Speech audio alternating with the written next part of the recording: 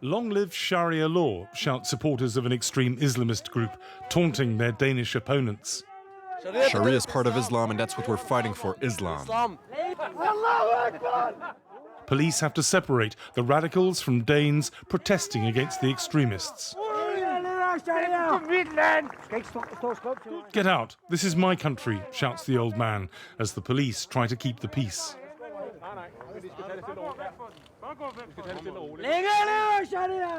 Denmark is too soft on them. They should not even be here. That's my own opinion. They should not be here because they're racists. That's what they are. Sharia is based on racism, fascism, everything. This should not be here in Denmark. Denmark is a comparatively small country, but a disproportionately large number of young Danes are going to fight in Syria, and the authorities are desperate to stop the growing radicalization of young Muslims.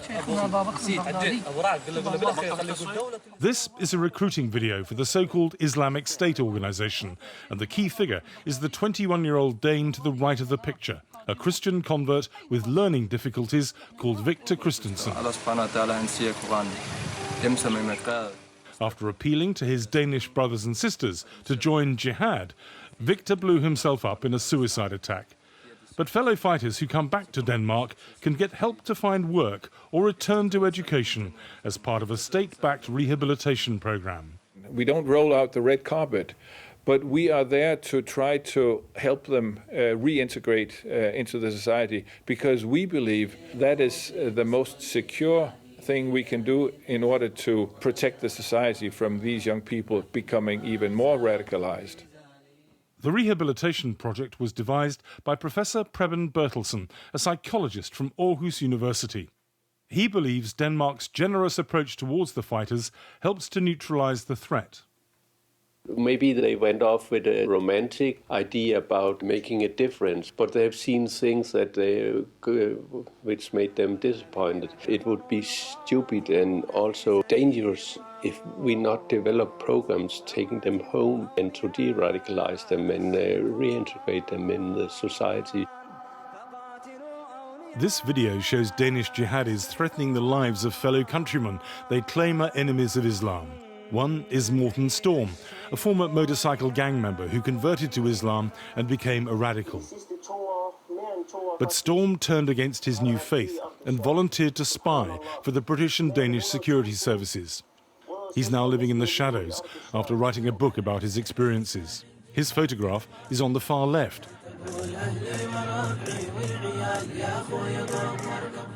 I think the authorities have been naive, and at the same time, I think it's a disgrace. I think that they are underestimating the ideology and the motivation of these people. This mosque in the city of Aarhus has been accused of sending more young Danes to fight in Syria and Iraq than any other in Denmark. Friends and family of the suicide bomber, Victor Christensen, claim that he was brainwashed here. The chairman, Usama El-Sadi, says they can't prevent young men from joining the jihad as it is a personal choice, and they don't have the authority to dictate to individuals. Are you encouraging people to go for jihad or not? No, we don't do it. We just try to talk to the people about the situation in the Middle East, about the dictators who kill their people. But this is the rhetoric of a regular speaker at the mosque, seen here preaching in Berlin.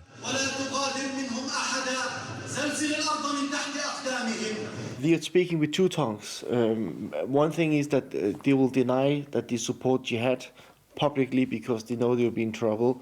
Under the radar, behind closed doors, they will support jihad. We try through our contacts to the mosque to make them understand that they have a responsibility in trying to help us and help the young people not to go to Syria. Only history will judge whether the Aarhus project is a success. Like many other countries involved in the war against the Islamic State organization, Denmark is on high alert against the possibility of domestic terrorism. So far, the country has escaped, but the fear is that it's only a matter of time before an atrocity is committed. Now, for more on this, I'm now joined from London by Olivier Guittard. He's a security and counter-terrorism consultant. Hello, thank you very much indeed for being with us. First of all, do you agree with the former radical Islamist in our report that the Danish authorities are being naive? Oh, yes, very much so. I mean, historically, the countries that have gone with a de-radicalization program have had failures after failures. Most of the people that went through the program, for instance, in Saudi Arabia, went back to jihad right after they left the program. So the incentive for them to really become jihad is really problematic. Also, the question at this point is that compared to other jihadists that went to fight in Afghanistan, in Bosnia, or in Iraq in 2003, 2004, this is a very much younger generation, from anywhere from 13 to 20 or 21 years old. And at that age, if you've been brainwashed, it's going to be very difficult when you get back to get a new moral compass. And I would put to you that, unfortunately, the narrative that has been built by the jihadists is very strong, that we have to counter it quickly. But as your document mentioned, I think the main issue is like the problem of drugs.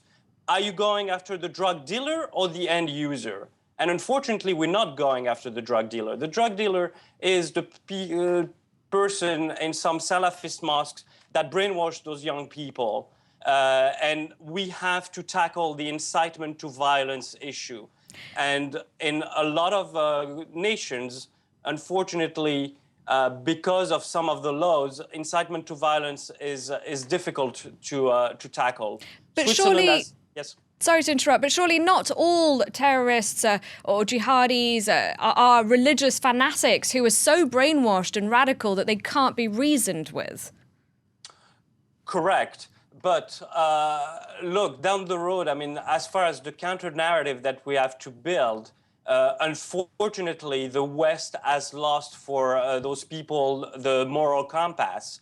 Because if you look at the reason that those people are going, and if you look at the numbers and the statistics, they all try to go. The second wave went after the chemical attack in Ghouta in Damascus after August 2013, when those images of dead children killed by the Assad regime were going on. And at that point, that was because the West didn't intervene and went after Assad.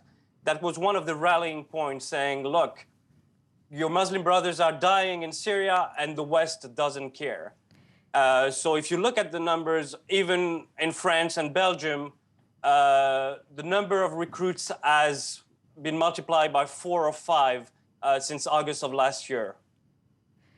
So how many potential attacks are we talking about? I mean, some countries, I imagine, are particularly vulnerable because the number of people that have gone over to fight in Syria, in Iraq. But do you think that there are many posing a real threat upon their return? Look, some of the academic work that has been done on returning jihadists is showing that about 1 out of 9 people that returns are going back to jihad.